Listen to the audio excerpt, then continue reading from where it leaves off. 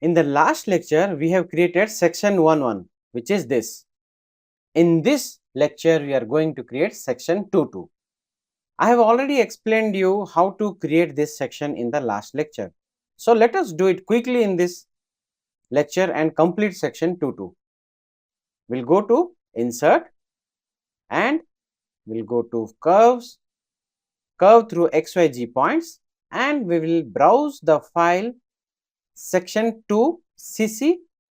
Go to OK, so that it will insert the concave side, and we'll go to Insert again, Curve, select Curve through XYZ points, browse, Convex, section 2CV, Convex, click on Open and OK here. You can see.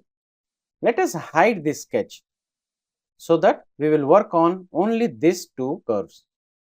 Now we'll go to Features and create a plane which consists this curve. You can see. Click on OK. We'll go to Sketch and create a sketch on this plane too. You can see. Let us hide this plane so that we can see only these curves and not get disturbed by the plane references.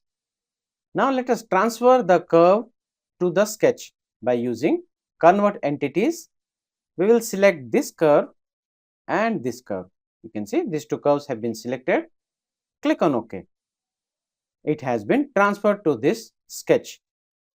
You can select these two curves which we have imported and hide it.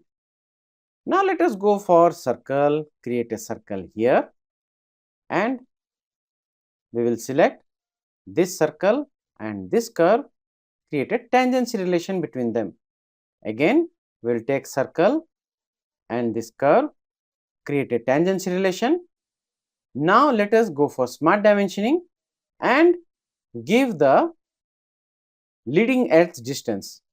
So from here to this edge, you can simply click this, it will come to the middle and select here.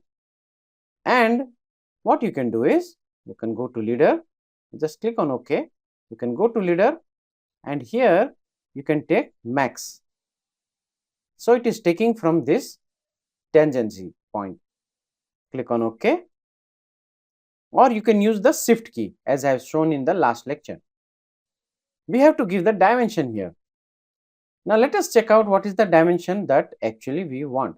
This is for section 2-2. You can see section 2-2, this XLE value is 15.137.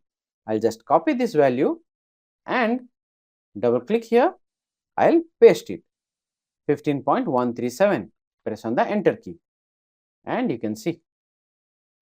Now let us trim the portions that are not required. Click on Trim Entities, trim this portion, trim this portion and trim this portion. Click on OK, and as this has become free, it is not constrained anymore. So I'll just select this point and hide it, which is the center point of this leading edge. Now let us go to the other side. Here also we will create a circle, something like this. The same method we will apply. Just create a tangency between these two. Again, I'll select these two curves and create a tangency relation. Now we will apply the chord here, chordal distance. So we'll take smart dimensioning and use the shift key.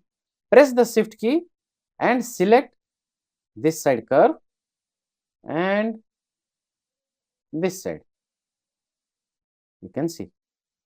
And while doing so, you can see two type of dimensions we are getting. This is the horizontal dimension, which we don't want. We want this, you can see, this aligned dimension we want. This is the horizontal dimension and this is the aligned dimension. This aligned dimension we want. When the aligned dimension comes, click on left click of the mouse and click to create the dimension. Now let us check the chord. If you see here, the chord is 37.5225. Copy it and we will paste it here. Press on the enter key. Click on OK and we will see how it looks. Here the dimension has not been taken from the other side. It is taken from this side. No worries. I'll just select this dimension. You can see I have selected this dimension. As soon as I select, this window will appear and we'll go to leaders. And if you check out here at the bottom, then this is at minimum, this is at maximum. So I'll just move over here. Here, if I select max, this is the area that we want. Now just click on OK. And if you come here, the dimension has been changed because the value has changed according to the place where we have taken the dimension. So we will just again feed the dimension 37.5225. Press on the enter key and click on OK. Here if you see, the dimension is now perfect and we will just use the trim entities and trim the portions that are not required. And as usual, we'll just select this center point and fix it.